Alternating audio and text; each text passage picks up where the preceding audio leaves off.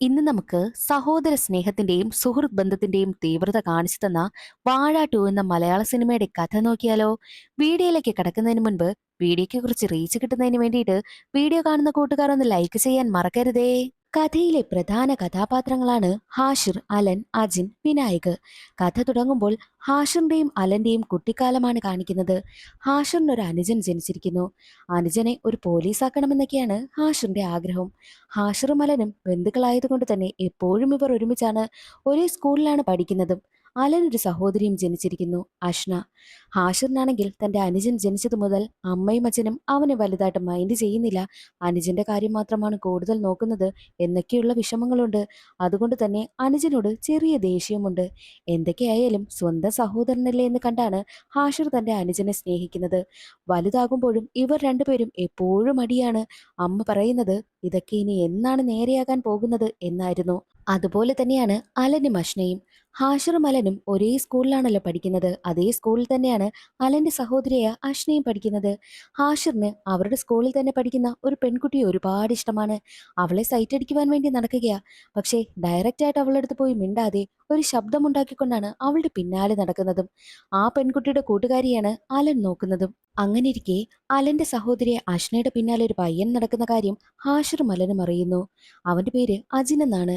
ഹാഷിറും അലനും ചേർന്ന് അജിനെ ബാത്റൂമിലിട്ട് പൊക്കുകയും അവിടെ ഇട്ട് രണ്ട് കൊടുക്കുകയും ചെയ്തു. ഈ ഒരു വിവരം സ്കൂളിൽ എല്ലാവരും അറിഞ്ഞു. ഡേയ്, നീയൊക്കെ ചേർന്ന് അജിനെ തല്ലിയല്ലേ?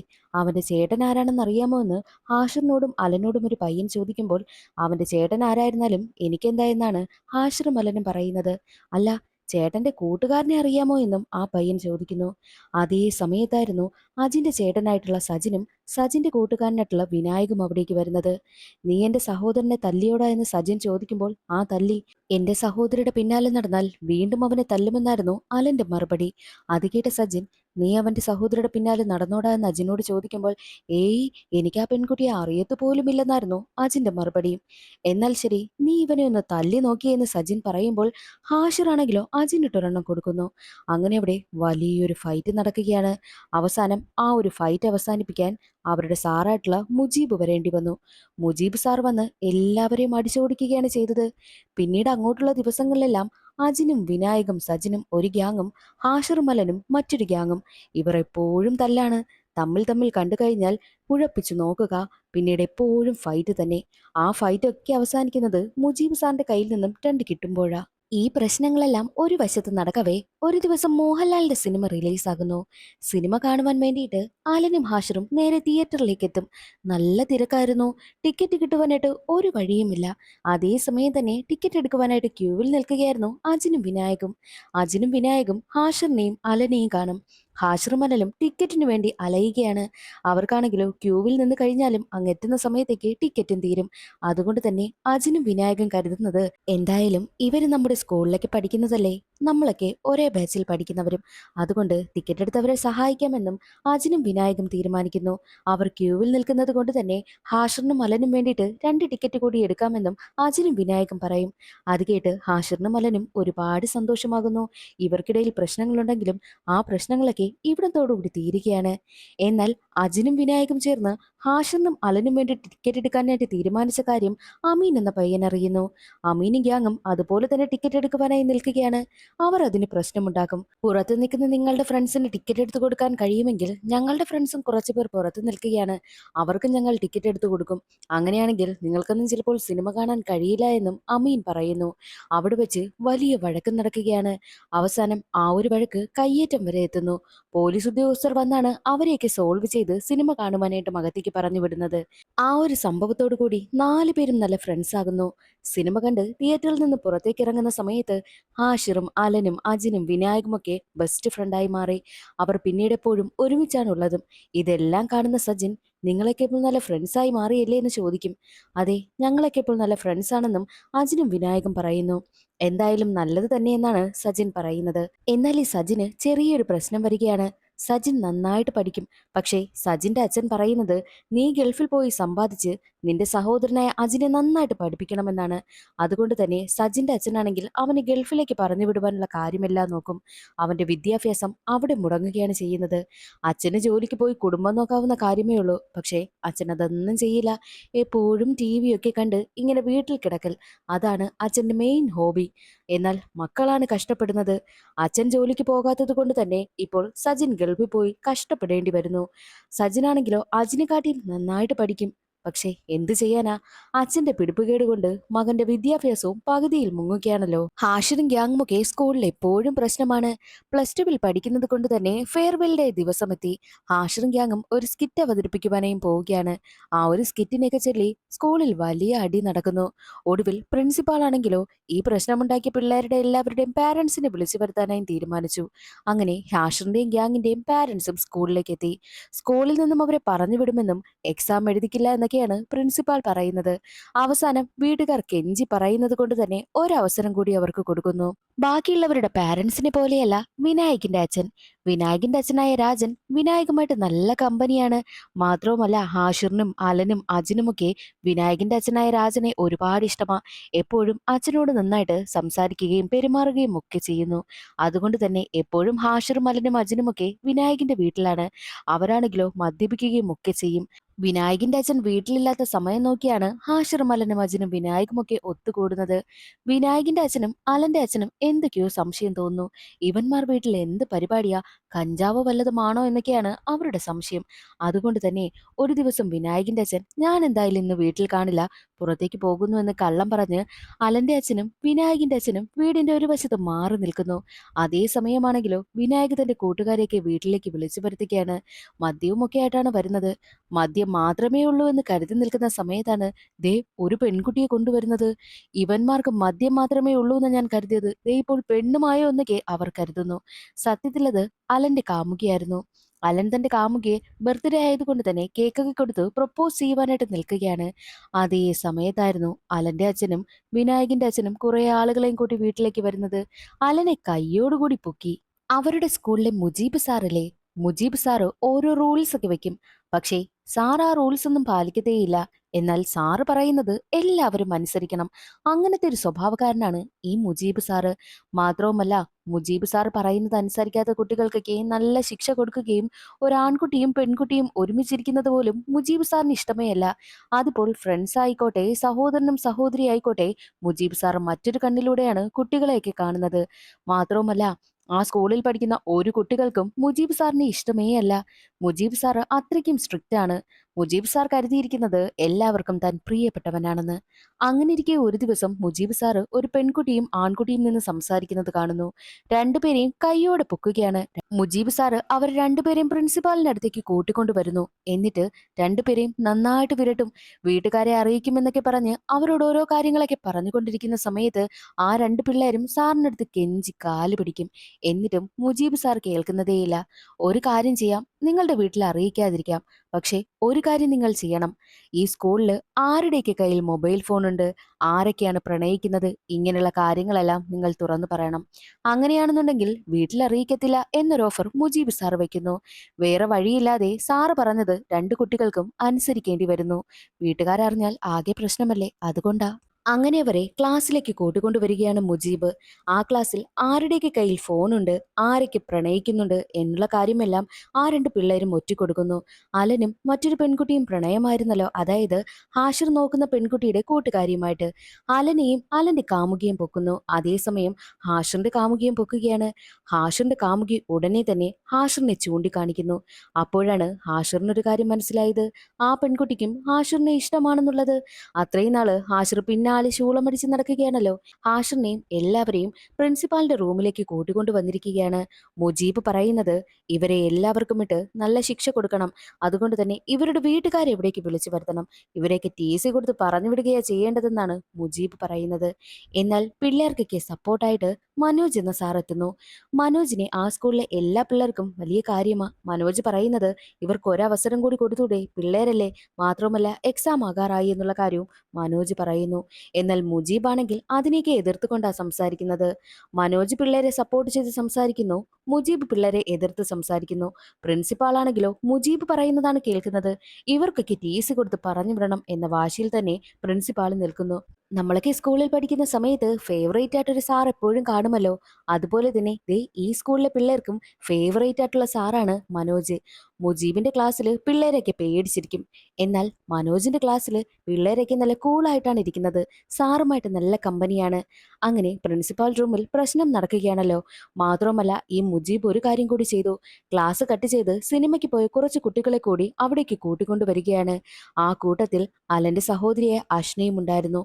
അത് കണ്ട് അലനയ്ക്ക് ആകെ തകർന്നു പോകുന്നു. മാത്രവുമല്ല ക്ലാസ് കട്ട് ചെയ്ത് സിനിമ കാണാൻ പോയ പിള്ളേരുടെയൊക്കെ വീട്ടിൽ നിന്നും പാരന്റ്സിനെയും വിളിച്ചു വരുത്തി. അലന്റെ അച്ഛനും അമ്മയും അവിടേക്ക് വന്ന് തന്റെ മകളെ ആ ഒരു രീതിയിൽ കണ്ടതും അവളെ ഒരുപാട് വഴക്ക് പറയുന്നു. അങ്ങനെ അവൾക്ക് സസ്പെൻഷനും കിട്ടുകയാണ്. മകളെ കൂട്ടിക്കൊണ്ടു പോകുന്ന സമയത്ത് പിള്ളേരൊക്കെ മോശമായിട്ടുള്ള രീതിയിലാണ് അഷ്നയെ ഓരോന്ന് പറയുന്നത്. എന്നാൽ കുറച്ച് ഗ്യാങ് അവിടെ നിന്ന് പറയുന്നുണ്ട്, എടി നീ നമ്മളോടൊപ്പം സിനിമയ്ക്ക് വരുമോ എന്നൊക്കെ. പിള്ളേരൊക്കെ അങ്ങനെ കളിയാക്കുന്നതും മോശമായി പറയുന്നതുമൊക്കെ കേട്ട് മനംനൊന്ത് അഷ്ന സൂയിസൈഡ് ചെയ്യുവാനായിട്ട് ശ്രമിക്കും. എന്നാൽ അത് മനസ്സിലാക്കുന്ന അച്ഛനാണെങ്കിൽ അവളെ സമാധാനിപ്പിച്ച് അവിടെ നിന്ന് കൂട്ടിക്കൊണ്ടു പോവുകയാണ് ചെയ്തത്. അതേസമയം ഹാഷറും ഗ്യാങ്ങും നേരെ പോയിരിക്കുന്നത് സ്കൂളിന്റെ ഓപ്പോസിറ്റുള്ള ഒരു ജ്യൂസ് കടയിലേക്കാണ്. ആ ജ്യൂസ് കട നടത്തുന്ന പയ്യനാണെങ്കിൽ ഇവന്മാരെയൊക്കെ അകത്തേക്ക് വിളിച്ചെടുത്തിട്ട് ഡ്രഗ്സ് കൊടുക്കാറാണ് പതിവ്. അത് മിക്കപ്പോഴും നടക്കുന്നതാ. അങ്ങനെ ഡ്രഗ്സ് ഒക്കെ അടിച്ച് ബോധമൊക്കെ പോയിരിക്കുന്ന ഹാഷറും ഗ്യാങ്ങും അഷ്നയെ പിള്ളേരൊക്കെ അപമാനിച്ച കാര്യവും അവരുമായിട്ട് ശത്രുതയുള്ള ഒരു ഗ്യാങ് ഉണ്ട്.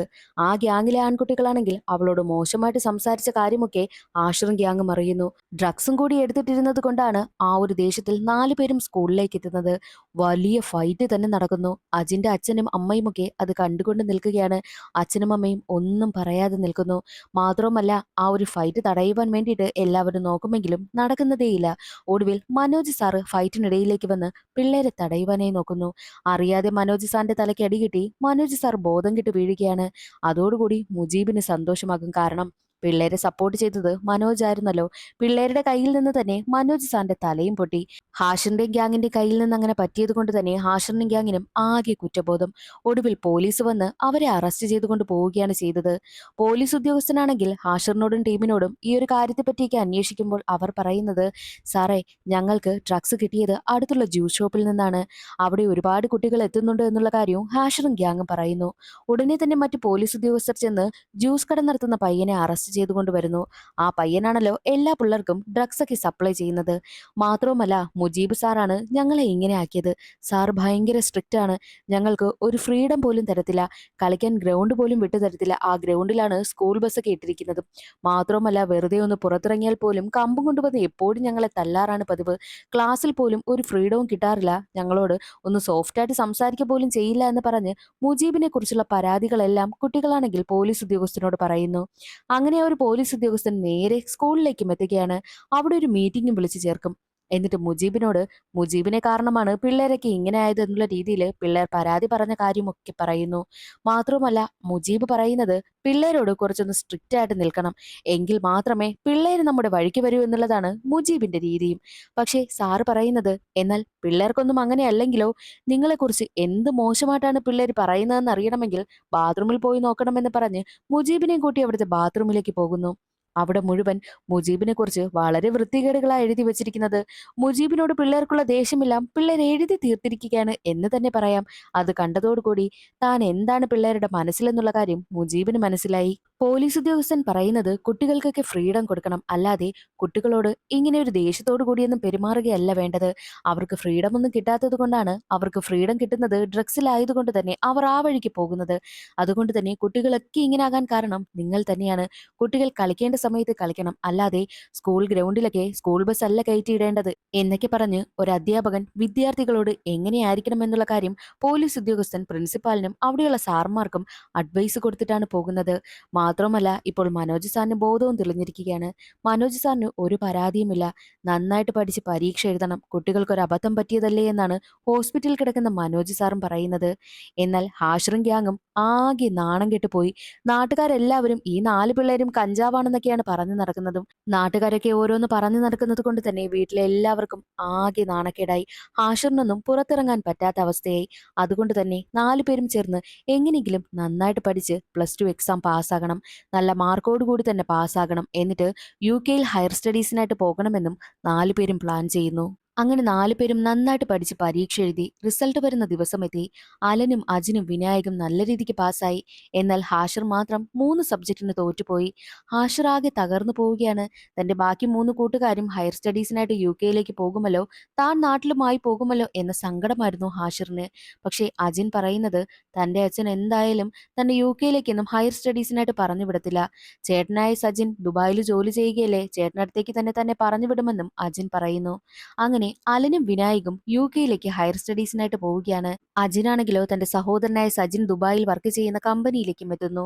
അലനും വിനായകും യുകെയിലേക്കും പോയി. ഹാഷിറാണെങ്കിൽ 3 വിഷയങ്ങൾ പോയില്ലേ, അതുകൊണ്ട് തന്നെ ആ 3 വിഷയം എഴുതിയെടുക്കുവാൻ വേണ്ടിയിട്ടും പഠിക്കുകയാണ്.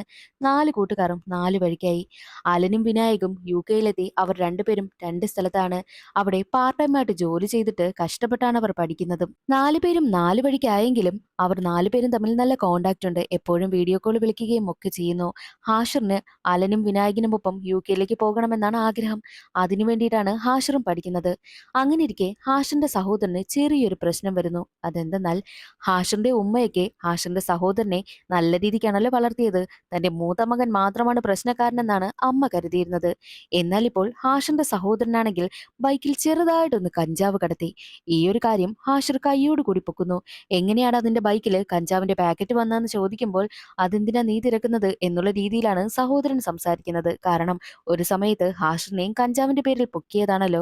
എന്നാൽ ഹാഷിറാണെങ്കിൽ സഹോദരനെ ഒരുപാട് ഉപദേശിക്കുന്നു. ഹാഷിറിന്റെ ഉമ്മയൊക്കെ സഹോദരൻ നല്ലതാണെന്നാണല്ലോ കരുതിയിരിക്കുന്നത്. എന്നാൽ അവൻ ഇങ്ങനെ ഒരു പ്രശ്നത്തിലാണ് പെട്ടിരിക്കുന്നതെന്ന് മനസ്സിലാക്കിയ ഹാഷിർ അവനോട് പറയുന്നത്, ഇതിനു വേണ്ടിയിട്ടാണോ നിന്നെ കഷ്ടപ്പെട്ട് പഠിപ്പിക്കുന്നത്? ഈ ഒരു പേര് തലയിൽ വീണ് കഴിഞ്ഞാൽ ഒരിക്കലും അത് മാറില്ല. കൂടെയുള്ളവന്മാരൊക്കെ അവസാനം അങ്ങ് പോകും. നമ്മൾ മാത്രമേ നമ്മൾക്ക് കാണുള്ളൂ എന്ന രീതിയിലൊക്കെ തന്റെ സഹോദരനെ ഹാഷിർ ഉപദേശിക്കുകയും ഒക്കെ ചെയ്യുന്നു. അതേ സമയത്തായിരുന്നു വീട്ടിലേക്ക് പോലീസ് വരുന്നത്. റൂം മുഴുവൻ സെർച്ച് ചെയ്യും.